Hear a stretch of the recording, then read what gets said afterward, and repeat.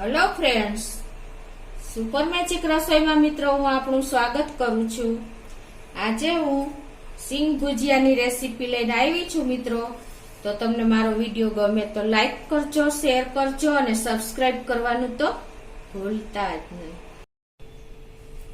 તો એના ઇન્ગ્રેડિયન્ટમાં મેં 2 કપ સિંગ દાણા લીધા છે અને અડધો કપ ચણાનો લોટ, 1/4 કપ ચોખાનો લોટ, અડધી ટીસ્પૂન ચાટ મસાલો, અડધી ટીસ્પૂન ગરમ મસાલો, અડધી ટીસ્પૂન સૂટ પાવડર, મીઠું, રૂટીન મસાલામાં લાલ મરચું, ધાણા જીરું ને હળદર અને તળવા માટે તેલ અને પાણી, એટલા ઇન્ગ્રેડિયન્ટ આપણે લેશું। તો હવે આપણે બનાવવાનું ચાલુ કરીએ। તો આ 2 કપ સિંગદાણાને આપણે પેલા પાણી નાખીને 2 મિનિટ આપણે રાખી દેવાના છે।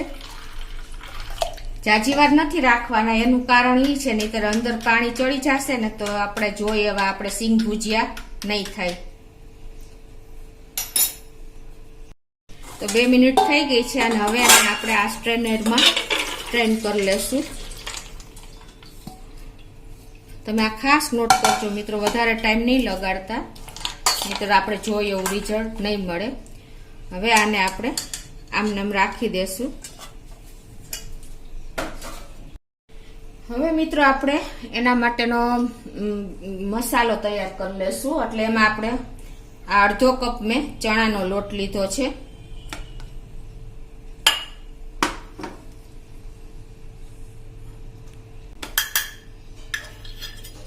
અને એમાં આપણે 1/4 કપ ચોખાનો લોટ નાખી દેશું।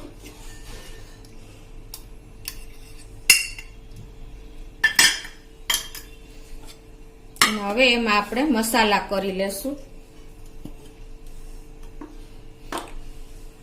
1 ટીસ્પૂન આપણે લાલ મરચું નાખશું, અડધી ટીસ્પૂન હળદર નાખશું, 1 ટીસ્પૂન ધાણા જીરું નાખશું, 1 ટીસ્પૂન જેવું આપણે મીઠું નાખશું અને અડધી ટીસ્પૂન આપણે સૂંઠનો પાવડર મેં લીધો છે એ નાખશું।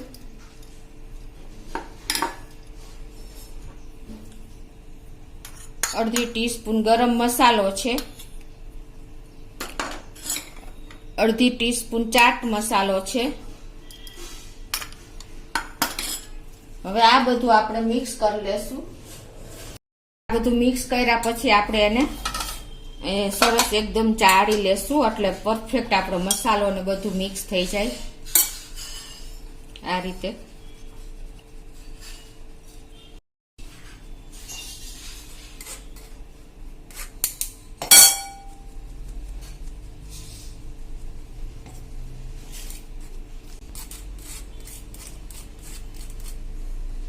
આ રીતે ચાળી લેશો ને એટલે પરફેક્ટ આપણો બધો મસાલો મિક્સ સરસ થઈ જશે। હવે આપણે આગળની પ્રોસીજર કરશું। તો જો આપણા સિંગદાણા પણ હજી ભીના જ છે, તમારે ભીના ન હોય તો 1 ચમચી પાણી નાખીને સેજ સ્પ્રિંકલ કરીને ભીના કરી લેવાના।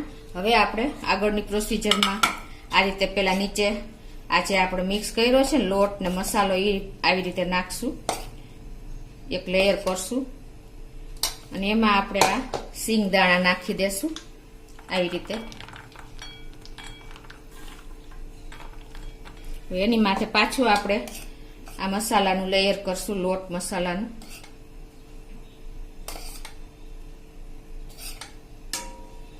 પાછા આપણે એની ઉપર નાખશું સિંગદાણા, એની ઉપર પાછો આપણે આ બધો મસાલો મિક્સ કરશું। પાછા આપણે સિંગનું દાણાનું લેયર કરશું। આ રીતે સ્ટેપ બાય સ્ટેપ આપણે બધું ફિનિશ કરી લેશું।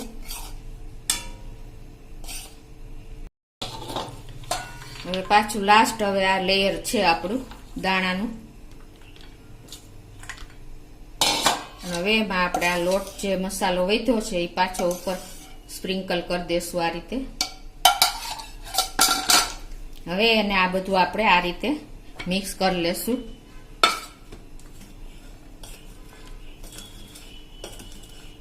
આ રીતે કરવાથી મિત્રો આપણે એકદમ બાર જેવા, હલ્દીરામ જેવા, બાલાજી જેવા જ આપણા સિંગ ભુજિયા તૈયાર થશે.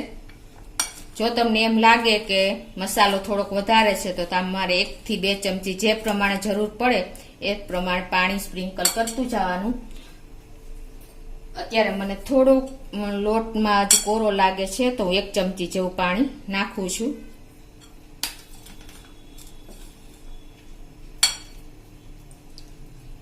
બહુ વધારે પાણી નથી નાખવાનું, તમારે જરૂર પડે એ રીતે જ આપણે લોટ એકદમ દાણા ઉપર કોટેડ થઈ જાય ને એટલું આપણે એમ પાણી જરૂર નાખવાનું છે.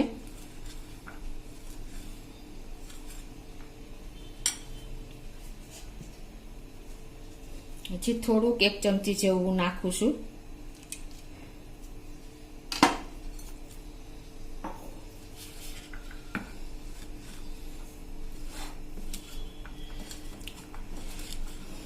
મિત્રો આ સિંગદાણાનો મસાલો કરવાની જ ખૂબી છે અને આપણે એને એકદમ છૂટા છૂટા એક દાણો રહેશે ને એની હું તમને આ ટ્રીક બતાવી રહી છું.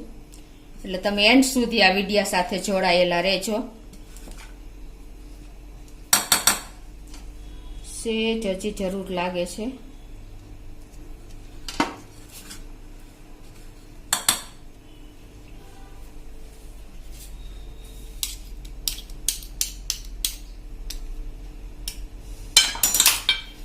હવે એને આપણે આમ રીતે ટોસ કરીને પણ સરખું મિક્સ કરી લેશું.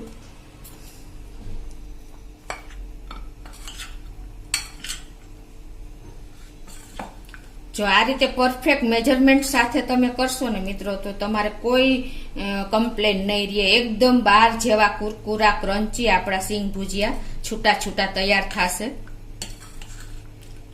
જો અત્યારે પણ તમને દેખાઈ રહ્યા હશે એક દાણો છે જો કોટેડ થઈ ગયેલો, તમને ખ્યાલ આવી જતો હશે. જો છે ને મિત્રો, આ રીતે તમારે ટોસ કરીને પણ સરખું મિક્સ કરી લેવાનું. જો જરા પણ લોટ રહ્યો હોય તો તમને બધું મિક્સ સરસ થઈ જાય.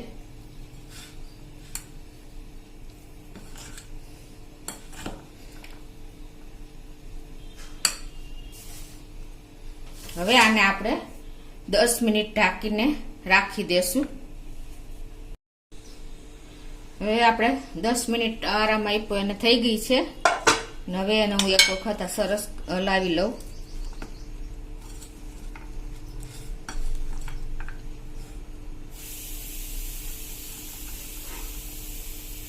આ રીતે એકદમ સરસ જો આપણા સિંગ ભજીયા 10 મિનિટમાં સરસ કોટેડ થઈ ગયા છે.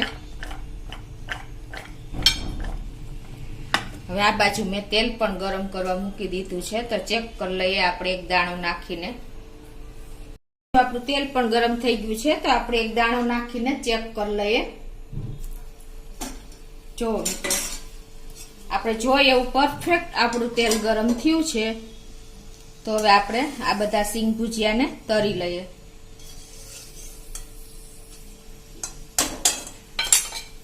તો હવે આપણે કેર કરીને જો આ રીતે આપણે છૂટા છૂટા થોડા થોડા નાખતા જાશું, કેમ કે તેલ ઉડવાના ચાન્સીસ રહે છે. એટલે મિત્રો તમે ખાસ આમાં ધ્યાન રાખજો. એવું લાગે તો તમારે ચમચેથી પણ જો આવી રીતે નાખવાના. આપણે થોડા થોડા બેચમાં તળી લેશું.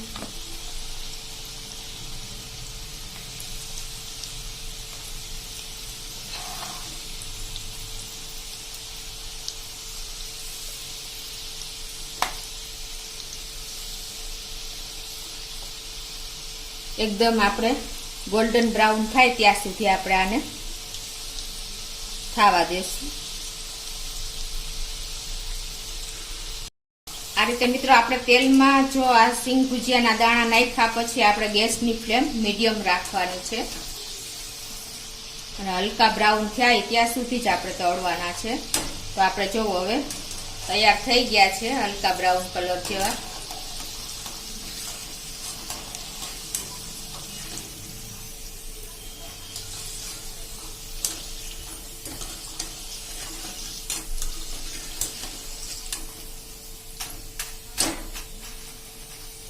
તમને મિત્રો ક્રન્ચીનો અવાજ પણ આવતો હશે છે ને. એકદમ જો છૂટા છૂટા દાણા.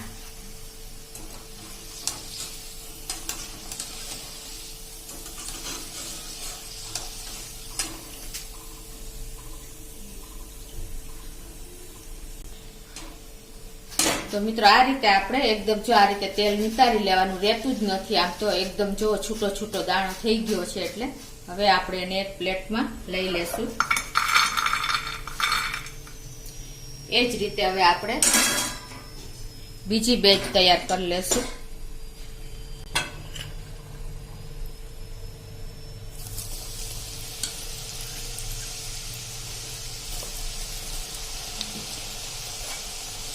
મિત્રો બને ત્યાં સુધી તમે જો આ રીતે ચમચેથી દાણા નાખજો એટલે તમને તેલના છાંટા ઉડવાનો પણ ડર નહીં રહે.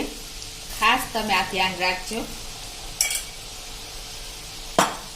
હવે આને આપણે મીડિયમ ફ્લેમ ઉપર ગોલ્ડન બ્રાઉન કરી લેશું. આપણી બીજી બેચ પણ તૈયાર થઈ ગઈ છે. જો ગોલ્ડન બ્રાઉન કલર.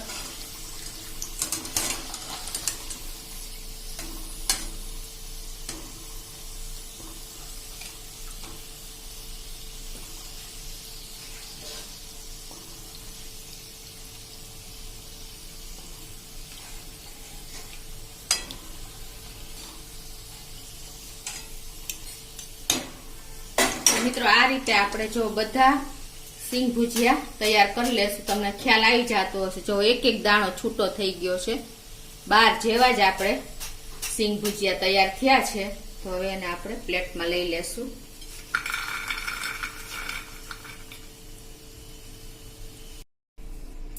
તો મિત્રો જો આપણા સિંગ ભજીયા તૈયાર થઈ ગયા છે. તમે જોઈ શકો છો કેટલો ક્રન્ચી અવાજ આવે એ પણ તમને બતાવી દઉં છે ને મિત્રો. અને જો એક એક દાણો છે ને તમે જોઈ શકો છો મિત્રો. એકદમ 12 જેવા જો બધા દાણા તમને એક એક દેખાશે મિત્રો. તમને બતાવી પણ દઉં છે ને. મારા હાથ દાજે છે એટલે હું જાજી વાર નહીં રાખી શકું. તો મિત્રો આ રીતે તમે પરફેક્ટ મેજરમેન્ટ સાથે અને તમારે એને મસાલો કરવાની જ ખૂબી છે મિત્રો. જો તમે આવી રીતે તૈયાર કરશો ને તો તમે 12 હલ્દીરામ જેવા કે બાલાજી જેવા જ તમારે સિંગ ભજીયા તમે તૈયાર કરી શકશો. અને એક એક દાણો તમને ક્રંચ પણ મોઢામાં નાખીને પણ બતાવી દઉં.